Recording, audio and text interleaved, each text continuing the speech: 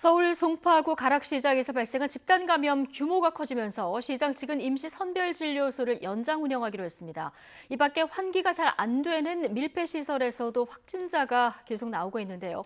정부는 PC방과 노래 연습장 등 환기가 미흡한 일부 시설에 대한 방역을 강화하기로 했습니다. 현장에 나가 있는 취재기자 연결해 보겠습니다. 자, 이준엽 기자. 네, 서울 송파구 가락시장에 나와 있습니다. 예, 자, 이준엽 기자 뒤로 긴 줄을 늘어선 모습이 보이는데 지금 선별진료소 찾는 분들 많은가 보군요. 네, 가락시장에 마련된 선별진료소에는 보시다시피 사람들의 발길이 끊이지 않고 있습니다. 원래 해당 선별진료소는 그제까지만 운영될 계획이었는데요. 확산세가 계속되는 데다 종사자 규모도 커서 선별진료소 운영을 내일까지로 연장하기로 했습니다. 이곳에서 첫 확진자가 나온 건 지난 18일입니다. 하루 사이 감염자가 8명 늘어 지금까지 확진자는 최소 40명으로 집계됐습니다. 서울시 농수산식품공사는 앞서 확진자가 나온 점포 23곳과 현장 사무소와 식당을 일시적으로 닫았습니다. 지금은 자가격리가 풀린 17개 점포는 영업을 재개한 상황입니다.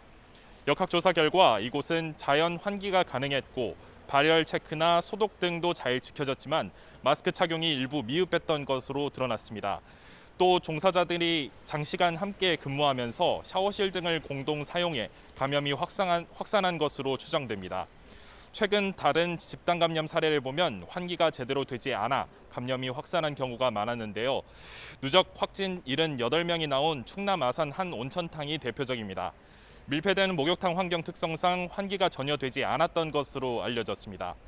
영등포구 한 음악 연습실의 경우도 비슷합니다.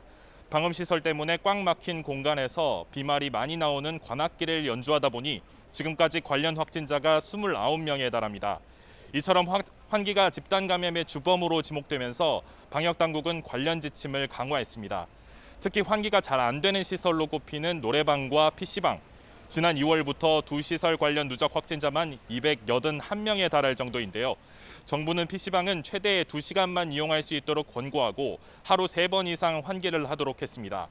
또 노래 연습장을 들어갈 때는 수기 명부를 쓸 수 없고 QR 체크인 또는 간편 전화 등록만 허용됩니다. 방을 이용하고 나면 최소 10분, 환기 장치가 없으면 30분씩 환기를 해야 같은 방에 손님을 다시 받을 수 있습니다. 또 이런 수칙이 잘 지켜지는지 확인하기 위해 실시하던 현장 점검이 기존에는 일주일에 2~3번, 5~6개 업소를 대상으로 실시됐지만 이번 주부터는 업소 10곳을 대상으로 합니다. 또 정부는 지자체와 경찰 등 관계기관과 협조해 방역지침 위반 사항이 확인되는 경우 엄정 조처한다는 계획입니다. 지금까지 서울 송파구 가락시장에서 YTN 이준엽입니다.